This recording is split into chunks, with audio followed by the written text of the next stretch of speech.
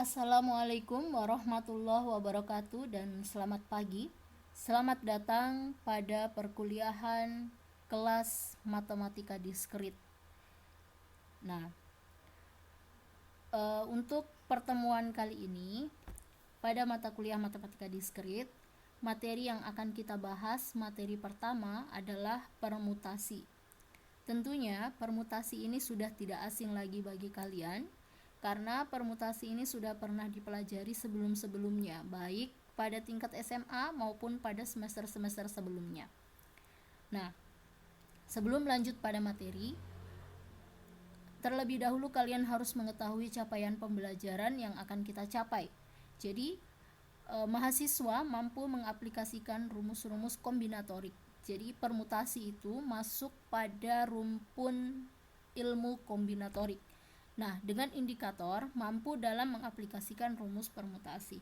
Jadi intinya, pada perkuliahan kali ini, setelah kalian mempelajari materi permutasi, kalian harus tahu seperti apa rumus permutasi dan bagaimana cara mengaplikasikan rumus permutasi dalam menyelesaikan soal-soal yang nantinya akan diberikan. Nah, pada materi permutasi ada tiga materi atau tiga pembahasan atau tiga pokok bahasan yang harus kalian pahami dan harus kalian kuasai. Dan yang pertama adalah prinsip dasar dalam pencacahan. Nah, prinsip dasar dalam pencacahan ini akan menjelaskan bagaimana aturan perkalian dan penambahan pada permasalahan permutasi. Nah, kemudian yang kedua ada permutasi itu sendiri yang akan kita bahas pada pertemuan kali ini, dan ada permutasi melingkar. Oke, kita langsung saja pada materi yang pertama, yakni prinsip dasar dalam pencacahan, di mana satu ada aturan perkalian yang harus kalian pahami dan ada definisi yang tertera di sini. Silahkan kalian perhatikan definisinya. Silakan kalian baca dan amati dengan baik-baik. Nah, dari definisi ini, di situ dijelaskan terdapat dua kejadian.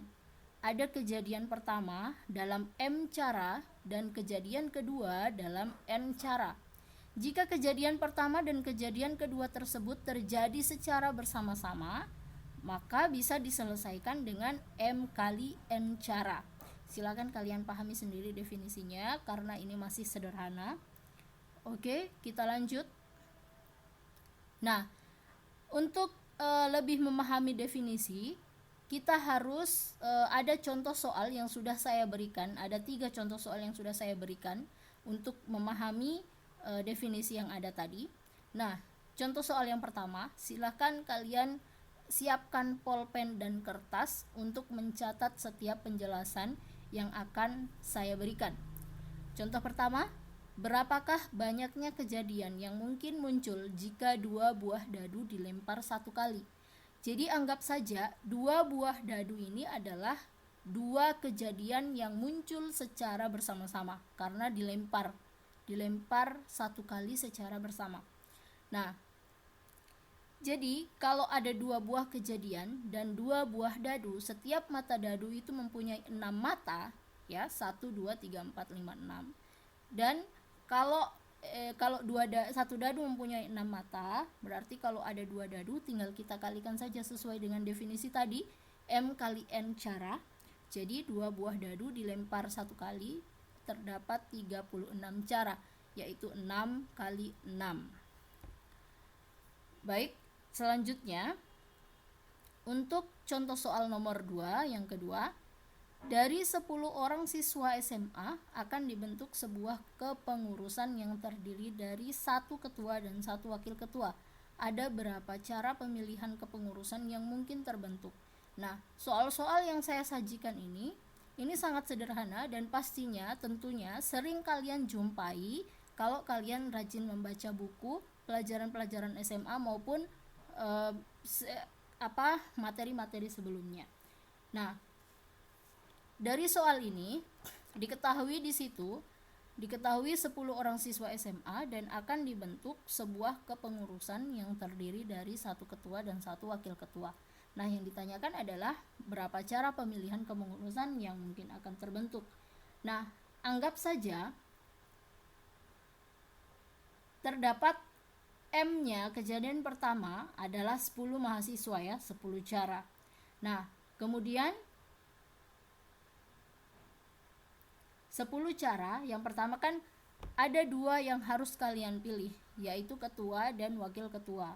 Nah, untuk memilih ketua, tentunya masih lengkap ya, personilnya masih ada 10 orang. Jadi, untuk memilih ketua, tentunya masih ada 10 cara. Anggap saja 10 cara itu sama dengan M. Kita buat pemisalan sesuai definisi.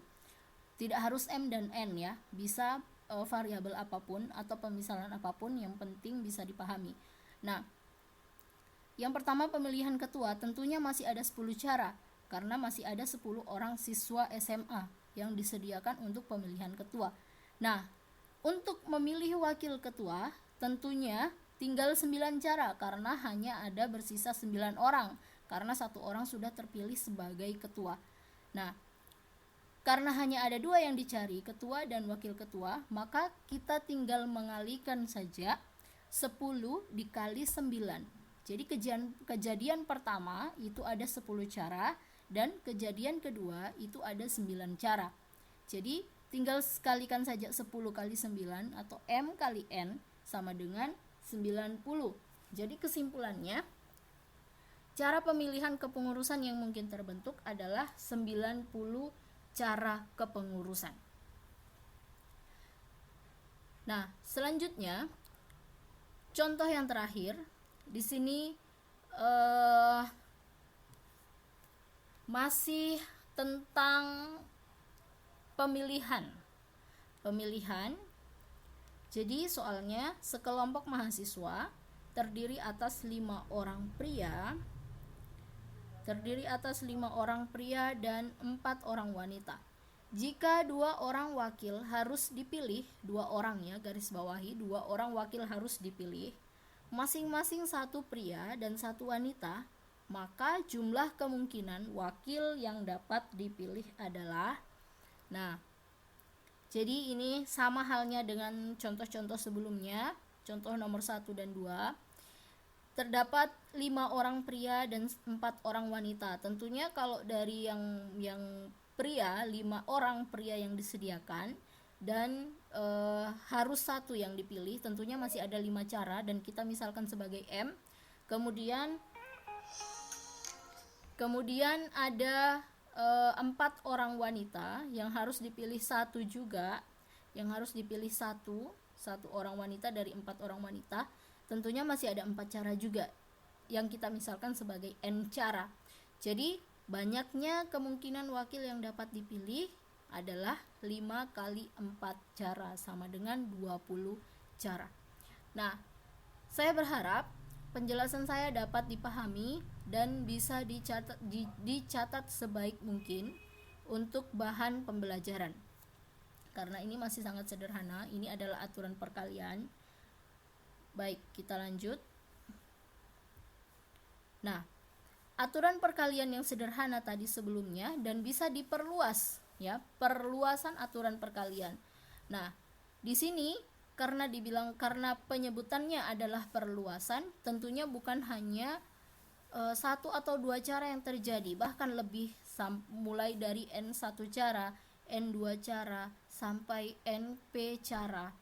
Nah, jadi ketika terdapat kejadian yang sebanyak itu ya, lebih dari 2 cara, maka seperti definisi awal ya, jika kejadian tersebut bersama-sama terjadi, maka tinggal dikalikan saja, N1 dikali N2 dikali N3 sampai N kali NP cara, sampai dikali NP cara. Jadi P itu menunjukkan kejadian yang terjadi, entah kejadian yang keberapa.